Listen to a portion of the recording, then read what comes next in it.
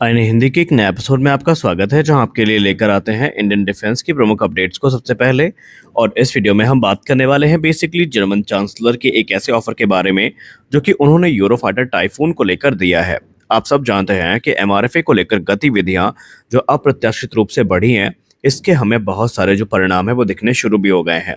एक तरफ Dassault aviation काफी एग्रेसिव हो चुकी है अपने ऑफर्स को लेकर के, तो यूरोफाइटर कंसोर्टियम भी इसमें कोई कसर छोड़ने नहीं वाली है। हाल ही में जर्मन चांसलर ओलफ स्कॉल्स ने भी इस कैंपेन को ज्वाइन किया है और उन्होंने भारत के जो हाई ऑफिशियल्स हैं उनके साथ बातचीत करी है और यूरोफाइटर टाइफून को लेकर डिस्कशन भी भारत के साथ हुए हैं।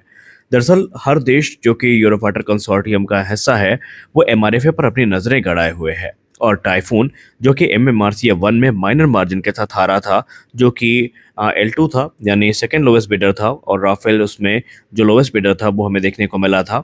और इस बार टाइफून को लेकर यूरोफाइटर कंसोर्टियम का भरोसा काफ़ी सुदृढ़ है और उनका कहना है कि ये एयरक्राफ्ट ना सिर्फ काफ़ी कैपेबल हो चुका है बल्कि जो प्राइस था वो एक कंसर्न था भारत के लिए, वो भी अब यहाँ पर एलिमिनेट किया जा चुका है। यूरोफाइटर टाइफून को एक कंसोर्टियम के द्वारा बनाया जाता है जिसमें एयरबस, BAE सिस्टम और लियोनार्डो शामिल हैं।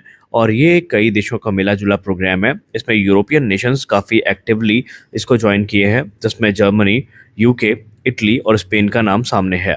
अब यहाँ पर यूके जो है इस समय जो पोटेंशियल बायर्स हैं उनके साथ डिस्कशन को लीड कर रहा है। और कोई भी पोटेंशियल सेल जो टाइफून की होती है, इसमें यूके की भूमिका सबसे महत्वपूर्ण होती है। लेकिन सबसे इम्पोर्टेंट ये है कि टाइफून की डील को फाइनलाइज करने के लिए जितने भी देश इसका हिस्सा हैं, सबसे अप्रूवल की ज़रूरत पड़ती है।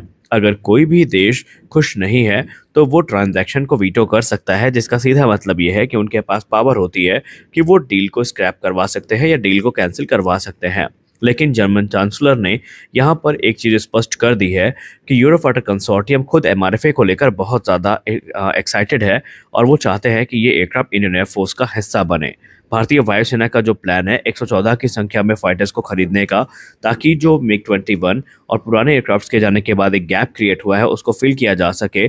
इसमें जर्मनी भारत का सहयोग करने के लिए तैयार है और उन्होंने कहा है कि MMRCA 1 में जो कमियां थी टाइफून में, उनको दूर कर दिया गया है। हालांकि टाइफून का रास्ता इतना आसान नहीं होने वाला। इनको कंपटीशन का सामना करने को मिल रहा है F-21, F-15EX, F-18 super hornet और सबसे बड़ी बात राफेल इनका कंपैटिटर अभी भी बना हुआ है और चांसेस हैं कि राफेल ही यहाँ पर विजेता हो सकता है। लेकिन जर्मनी एक के बाद एक जो एडवांस ऑफर है ये भारत को देता जा रहा है।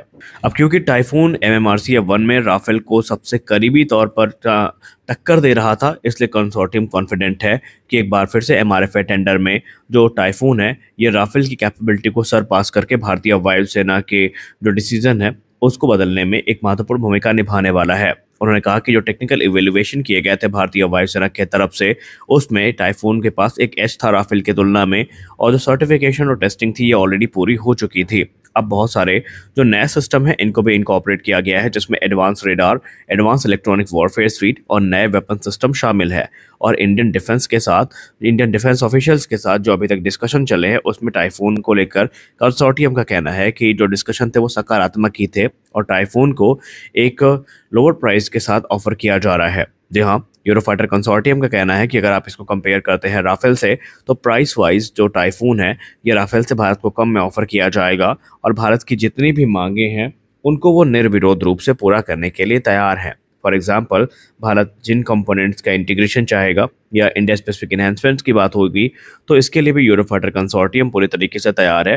भारत के जितने भी वेपन सिस्टम है इनको भी वो इंटीग्रेट करने के लिए तैयार है। भारत को किसी प्रकार की दिक्कत यहाँ पर नहीं होने वाली है। उन्होंने कहा कि भारतीय वायुसेना के पायलट्स ऑलरेडी टाइफून को कई बार उड़ा चुके हैं और वो इसकी परफॉर्मेंस से काफ़ी ज़्यादा खुश भी हैं। उन्होंने कहा कि ये एक कॉस्ट इफेक्टिव ऑप्शन भारत के लिए बन सकता है और जब बात परफॉर्मेंस की आएगी तो आप सब जानते हैं कि टाइफून की परफॉर्मेंस कैसी है। जर्मन चांसलर इस समय ये भी कह रहे हैं कि जर्मनी खुद भारत के साथ जो अपने सैन्य संबंध है इनको मजबूत करना चाहता है और भारत के साथ वो अपनी जो मार्केट है उसको और मजबूत करना चाहते हैं और इसीलिए वो लगातार टाइफून की एडवोकेसी कर रहे हैं। लेकिन आपको बता दें कि एमआरएफए की जहाँ तक बात रही तो यहाँ पर दो ही एयरक्राफ्ट है जिनके पीछे भी कंपटीशन देखने को मिल रहा है, वो है टाइफून और राफेल F4 स्टैंडर्ड, और इनमें से ही कोई एक एयरक्राफ्ट होगा जो भारतीय वायुसेना के द्वारा सेलेक्ट किया जाएगा।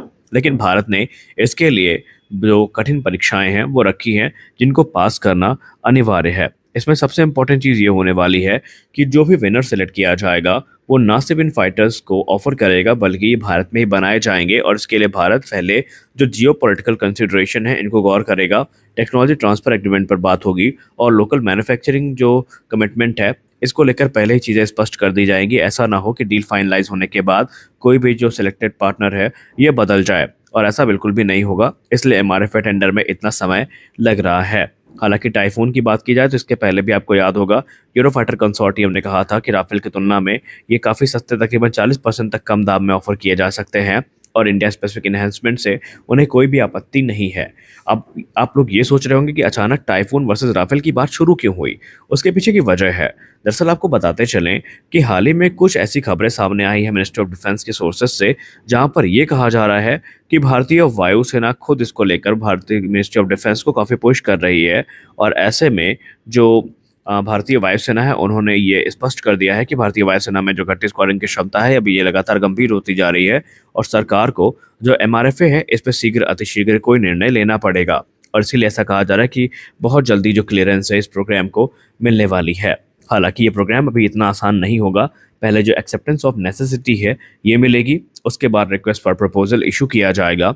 रिक्वेस्ट फॉर प्रपोजल के पास तकरीबन हमें 6 से 7 महीने का समय लग जाएगा जो बिड्स हैं उनको इवेलुएट करने में और उसके बाद जो टेक्निकल इवेलुएशन राउंड है वो शुरू होगा। लेकिन इसको शॉर्टलिस्ट करने के लिए ये कहा जा रहा है कि जो एयरक्राफ्ट MMRCF-1 में पूरे तरीके से इवेलुएट किए जा चुके थे, अगर उनमें कोई मेजर मॉडिफिकेशंस नहीं हुई हैं तो उन्हें वापस इस राउंड से गुजरने की ज़रूरत नहीं पड़ेगी।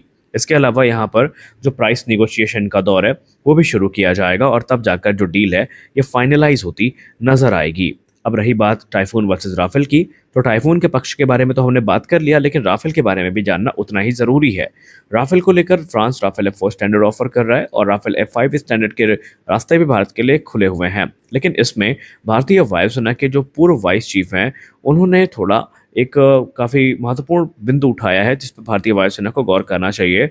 उन्होंने कहा कि बेसिकली जो एयरक्राफ्ट है इसको अगर आप इकट्ठा 114 की संख्या में खरीदेंगे तो जाहिर सी बात है 9 से 10 वर्ष लग जाएंगे इसको डिलीवर होने में और तब तक राफेल के और भी जो एडवांस वेरिएंट हैं ये सर्विस में आ जाएंगे जिसमें क्रमशः F5 स्टैंडर्ड भी होने वाला है।